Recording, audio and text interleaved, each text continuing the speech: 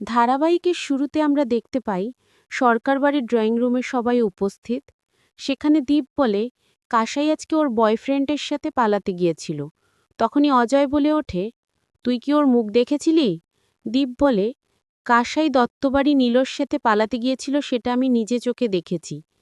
পরক্ষণে অজন্তা কাসাইকে বলে, এই জন্য সেদিন তুই পাত্রপক্ষকে অপমান করে তাড়িয়ে দিলি?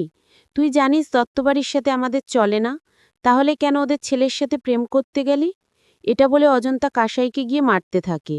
তখন ঝাঁপি বলে, জেঠি তুমি ওকে মেরো না, তুমি কাসাইকে কেন মারছ? পরক্ষণে দীপ বলে ওঠে, মা, ঝাঁপি একদম ঠিক বলেছে, ওকে মেরে কোনো লাভ নেই। আজ থেকে কাসাইয়ের বাইরে যাওয়া বন্ধ। এটা বলেই দীপ কাসাইয়ের হাত ধরে টানতে টানতে ঘরে নিয়ে যায়। তখনই কাসাই বলে, দাদাভাই আমার হাত ছেড়ে দে, আমার হাতে লাগছে। পরক্ষণে দীপ বলে, তুই আমার বোন হয়ে ওই বাড়ির ছেলের সাথে কেন প্রেম করতে গেছিস?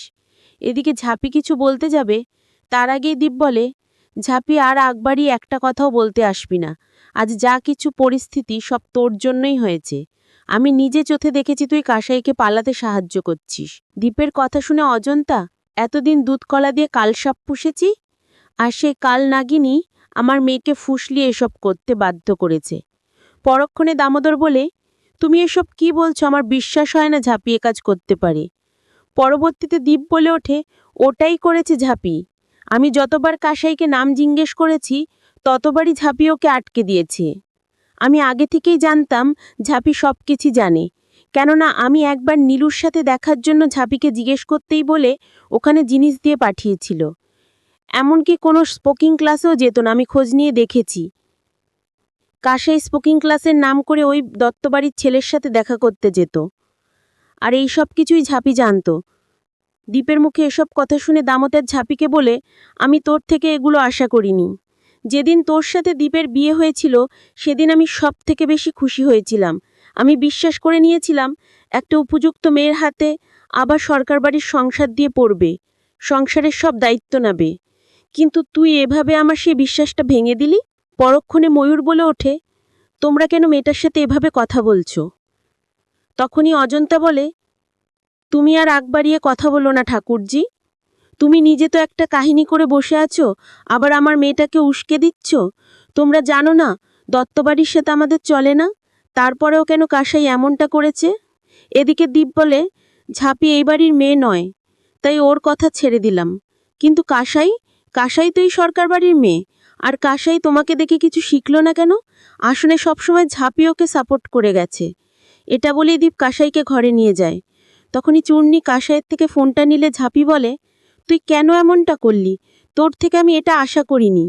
পরক্ষণে চূর্ণী বলে ওঠে, এটা আমার অনেক আগে করা উচিত ছিল, তবে আমিও তোর থেকে এটা কখনোই এক্সপেক্ট করিনি তো ঝাঁপি। পরের সিনে আমরা দেখতে পাই দীপ কাসাইকে ঘরের মধ্যে আটকে রাখে আর দামোদরকে বলে, বাবা চলুন, এখনই আমাদের বেরোতে হবে। এদিকে অজয় বলে, দত্তবাড়ির ছেলেকে আমি কচুকাটা করব। পরক্ষণে দীপ বলে, আজকে দত্তবাড়ির ছেলেকে আমি দেখে নেব, এটা বলেই বাড়ি থেকে বেরিয়ে যায়। তখনই কাসাই কান্না করে আর ঝাঁপিকে বলে, ওরা নীলুকে মেরে ফেলবে, তুই কিছু একটা কর ঝাঁপি। পরবর্তীতে ঝাঁপি বলে, তুমি চিন্তা করো না কাসাইদি, এই বাড়িতে ভালোবাসার কোনো জায়গা নেই। ভালোবাসার উপর অভিশাপ পড়েছে। এই বাড়িতে পিসিমণি ভালোবাসা পায়নি, আমিও ভালোবাসা পাইনি। কিন্তু আমি তোমাকে কথা দিচ্ছি, তোমাদের ভালোবাসার জন্য আমি আমার শেষ রক্তবিন্দু পর্যন্ত লড়ে যাব। তোমাদের ভালোবাসাকে জয় করেই ছাড়ব। তুমি চিন্তা করো না কাসাইদি। অন্যদিকে আমরা দেখতে পাই দামোদর পুলিশ স্টেশনে গিয়ে পুলিশকে বললে পুলিশ বলে, ছেলে মেয়ে অ্যাডাল্ট, তাই ওদেরকে আমরা কিচ্ছু বলতে পারবো না, আমরা নিজেরাই ফেঁসে যাব। তাই বলছি আপনারা নিজে নিজেই সমস্যাটা মিটিয়ে দিন। ঠিক তখনই ইঙ্কা এসে বলে, শুকুরবাবু, আপনি কিডন্যাপিংয়ের কেসে একটা ছেলেকে অ্যারেস্ট করতেই পারেন। আপনি যদি আমাদের পাশে থাকেন তাহলে আমরাও আপনার বিপদে সবাই পাশে থাকব। অপরদিকে আমরা দেখতে পাই ঝাঁপি দত্তদের বাড়িতে গিয়ে নীলুদা নীলুদা বলে চিৎকার করতে থাকে। তখনই নীলুর বড় দাদা চঞ্চল এসে বলে, এত রাতে তুই এখানে কেন? এত রাতে আমি তোর সাথে কথা বলে সময় অযথা নষ্ট করতে চাই না। পরক্ষণে ঝাঁপি বলে, একবার শুধু নীলুদাকে ঢেকে দাও না, আমার নীলুদার সাথে কিছু কথা আছে। পরবর্তীতে নীলু এসে জিজ্ঞেস করে, ঝাঁপি কি হয়েছে? এত রাতে এখানে কেন? কাসাই ঠিক আছে তো? তখন ঝাঁপি বলে, ওরা কাসাইদিকে ঘরের মধ্যে আটকে রেখেছে আর বাড়ি থেকে বেরিয়ে গেছে। এটা বলে ওরা তোমাকে দেখে নেবে, কিন্তু এখানে কেউ আসেনি কেন? আমার খুব ভয় করছে, ওরা আবার পুলিশের কাছে যায়নি তো? পরক্ষণে নীলু বলে, আমি ভয় কেন পাবো? ভয় পাবার মতো আমি কি করেছি? ঝাঁপি বলে, নীলুতা তোমাকে পালাতে হবে, কেননা একবার যদি তোমার নাম পুলিশের খাতায় উঠে যায় তাহলে তোমার চাকরি নিয়ে টানা পড়ে যাবে। এমনকি তোমাকে পুলিশের কাস্টাডিতে রেখে ওরা খুব সহজেই কাসাইদের বিয়ে দিতে পারবি। তার থেকে বরং তুমি এখান থেকে পালিয়ে যাও। পরের সিনে নীলু ব্যাগ গুছিয়ে পালাতে যায়, ঠিক তখনই দীপ পুলিশ নিয়ে আসে। তখন পুলিশ বলে, আমরা তোমাকে কিডন্যাপিংয়ের কেসে অ্যারেস্ট করতে এসেছি। এদিকে ইনকা মিটিমিটি হাসতে থাকে। তখন ঝাঁপে গিয়ে বলে, অবশ্য আমি জানতাম এটা তোর কারসাদি। তখন ইনকা বলে, এবার তুমি হেরে গেছো, তুমি আর কখনোই নীলু আর কাসাইকে এক করতে পারবে না। ঝাঁপি বলে, আমিও তোমাকে চ্যালেঞ্জ করলাম, পুলিশ আজকে কোনোভাবেই নীলুদাকে নিয়ে যেতে পারবে না। আগামী পর্বে আমরা দেখতে পাবো পুলিশ নীলুকে অ্যারেস্ট করতেই কাসাই এসে বলে, আমি নীলুকে ভালোবাসি। পরক্ষণে নীলু বলে, আমিও কাসাইকে অনেক ভালোবাসি, তাই আপনারা কোনোভাবেই আমাদের মধ্যে আসতে পারেন না। পরক্ষণে পুলিশ অফিসার বলে, আমরা তোমার কথা কেন শুনবো?